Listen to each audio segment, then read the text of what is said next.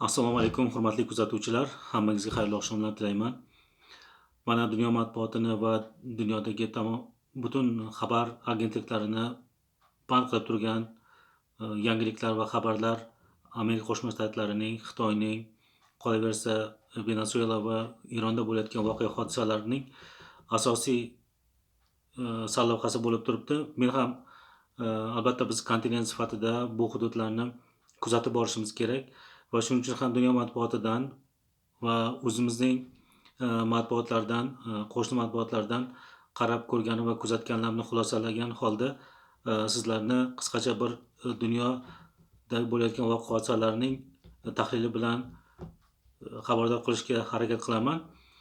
Xo'p, Amerika Qo'shma Shtatlarida haqida juda ham ko'p tahlillar aytilyapti. Xo'p, Amerika nima qilmoqchi? Amerika nimaga bunday juda ham tez va shiddatli harakat qilib ketdi? Buning qarshi tarafida Xitoy bormi yoki Xitoydan shunchalik qo'rqyaptimi yoki Amerika Qo'shma Shtatlarida o'zining ichida qandaydir tartibsizliklar ro'y berayotganligi va Amerikaning keyingi hayoti, ya'ni keyingi davlat sifatida yashab qolishda muammolar paydo bo'lyaptimi degan savollar nihoyatda ko'p ko'tarilyapti. Asosan mana shu savollar atrofida to'xtalib o'tamiz.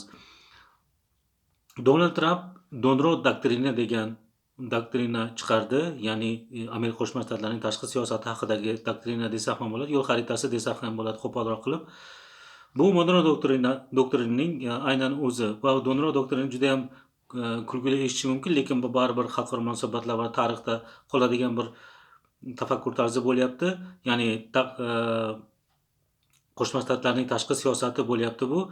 Don, ya'ni o'zini o'sha boss mafiya kabi tutyapti Donald Trump. Ya'ni Atlantika okeanidan keyingi Yevrosiyo qit'asidagi va dunyoning boshqa joylaridagi bo'layotgan har xil voqea hodisalarga aralashmaslik siyosati deyish mumkin ko'proq. Balki bu haqida Monroe doktrini haqida teranroq bir yana bir tahliliy ko'rsatuv qilishga harakat qilaman. Xo'p, Amerika Qo'shma Shtatlari endi Venesuela uchun najot farishtasi bo'ladimi? Bu ham ko'p tortishilyapti. Bu borada esa aytayotgan fikrlar shunday. Amerika Qo'shma Shtatlari o'zi qaysi mamlakatlarga borganda najot farishtasi rolini o'ynadi. Bu mamlakatda faqat ikkita bor. Bu Janubiy Amerika va Yaponiya. Lekin bularning ham juda jiddiy sababi bor, chunki Janubiy Amerika kommunizm siyosatidan bormaymiz deb Qo'shma Shtatlar tarafga o'tdi. Yaponiya esa bunga majbur qoldi. Chunki boshqa bir Rossiyadan, o'sha paytda Sovetlar Ittifoqi deylik, Sovetlar Ittifoqidan juda katta unga tahdid bor edi. Shuning uchun u Yaponiya majbur qoldi. Vaqtimiz esa balkim bunga yana ko'proq to'xtalamiz. Xo'p, AQSh o'ziga ishonmayaptimi degan savol ham juda ham ko'p ko'tarilyapti. Ya'ni Amerika Qo'shma Shtatlari nega bunday shiddatli harakat qilib ketdi? Nima uchun neftdan voz kechmayapti? Va oldingi ko'rsatuvlarimizda ham aytdik. Ya'ni Amerika Qo'shma Shtatlari neft baribir nihoyatda kerak. Ya'ni asosiy tashqi va ichki omillarni, ya'ni kuchini neftdan foydalanib o'ziga kuch topa oladigan mamlakat sifatida ko'rish mumkin, lekin bu katta davlatlarning va o'rta saviyali davlatlarning ham asosiy energiya manbai bu baribir neft bo'lib qolyapti va Xitoy ham xuddi shu darajada. Va Qo'shma Shtatlarning asosiy bu yerda yutgan tarafi, bu ham tahlil qilinyapti ko'proq, Xitoy neftdan voz kechgani yo'q. Bu yerda juda qiziq bir ma'lumotga duch keldim. Mana shu Venesuela voqeasi butun mana shu 3 kun ichida nihoyatda ko'p tortishilgan paytida Amerika Qo'shma Shtatlarining neft bilan shug'ullanadigan hissadorlik kompaniyalariga deyarli 220 milliarddan yaqin hissa kelib tushgan. Ya'ni dunyo o'sha energiya ishlab chiqarish va unga talabgor bo'lgan firma va kompaniyalardan. Ya'ni bu juda katta raqam. Qo'shma Shtatlar esa yana ham qiziq bir hodisa. Dunyodagi bunday jarayonlarda neft va boshqa oltin yoki mana shunday qimmatbaho narsalarning narxi ko'tarilib ketar edi, lekin bu tendensiya kuzatilmadi. Qo'shma Shtatlarning Venesuelaga Maduroni olib ketishidan keyin teskarisi bo'ldi. Ya'ni neft narxi pasaydi va dollar kuchaydi. Bu ham analizlarda ko'p tortishilyapti, tahlillarda bor. bunlarni ham harakat qilaman. Buning tahlillari qanaqa bo'lyapti va nima uchun bunday harakatda bo'layotgani haqida to'xtalib o'tishga harakat qilamiz. Xo'p, Amerika Qo'shma Shtatlarining ichki qo'rquvi bormi? Ya'ni Qo'shma Shtatlar bundan keyin mana bir qancha davlatlarni aytyapti, g'ashimga tegyapti, mana shu yerlarni men olishim kerak, ya'ni o'zimni geosiyosiy hududini belgilab olishim kerak degan. Bu esa Xitoy va Rossiyaga, bundan tashqari Yevropaga qanaqa imtiyozlar beradi yoki imtiyozlardan olib qoladi uni. Xitoy esa o'z navbatida o'zining hududidagi kecha ham aytdik, Janubiy Koreya bilan va Yaponiya bilan ham va atrofdagi davlatlar bilan iloji boricha munosabatlarni yaxshi qilishga harakat qilyapti. Lekin Rossiyaning ahvoli bunday emas. Rossiya bu borada nihoyatda charchoq hozir. Ya'ni Xitoy o'zining strategiyasini adashmasdan nihoyatda sabr bilan olib boryapti. Bu esa kelajakda ko'ramiz qanday natijalarga olib keladi. Bu biz uchun albatta yaxshi, ya'ni bizning hududimiz uchun, kontinentimiz uchun nihoyatda yaxshi. Ya'ni Osiyocha kurnazlik degan gap bor, ya'ni bu Osiyocha ayyorlik degan. Menimcha bu hozir nihoyatda foydali bo'ladi. Osiyocha ayyorlik bilan siyosat olib borish ayni paytda biz uchun nihoyatda foydali deb o'ylayman. Vaziyat Ikkinchi jahon urushidagi davrga o'xshab ketyapti. Buning ham tahlillari aytilib o'tdi va shaxsan mening o'zim ham mana shunday qarashdaman. Ya'ni bu qarashni ko'proq o'zim shaxsiy xulosaga shunday kelyapman. Qo'shma Shtatlarning asosiy kuchi qachon Yevrosiyada boshlandi? Mana Ikkinchi jahon urushidan keyin asosiy 1000 yillar davomida geopolitik kuch bo'lib turgan Yevrosiyoning asosiy geopolitik kuchi Atlantikadan sakrab o'tib ketdi Qo'shma Shtatlarga. Endi esa Qo'shma Shtatlarning o'rniga Xitoy ko'rinyapti. Bu esa albatta nihoyatda jiddiy kuch talashuvi deyish ham mumkin, kuch sinashuvi ham deyish mumkin. Va shuning uchun bu borada menimcha Xitoy hali o'zini nihoyatda Amerika Qo'shma Shtatlar bilan kuch sinashadigan darajadagi davlat hisoblamasa-da, sekin-sekin o'ziga mana shunday ayyorona shaklda kuch balansini o'ziga tortib olayotgan, ya'ni o'sha geopolitik kuchni o'z nuqtasiga qaytarishga harakat qilayotgan davlat hisoblanyapti. Bu yerda nimaga ahamiyat berish kerak? Qo'shma Shtatlar mana Yevropani rivojlantirishga, deyarli 89 yil yoki 80 yildan ziyodroq deylik, bor kuchini sarfladi Yevropaga va Yevropani qumtepalik urushlardan paydo bo'lgan urush talofatlari nihoyatda katta zarar ko'rgan, hatto nolga tushib qolgan davlatlarni, ya'ni Yevropa qit'asini oyoqqa turg'izdi va rivojlantirgan katta kontinentga aylantira oldi va o'zining geosiyosiy konturlarini mana shu yerda chiza oldi.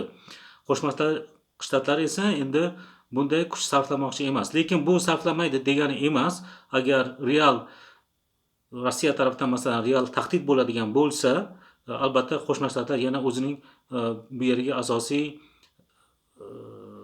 kuchini tashlashi mumkin.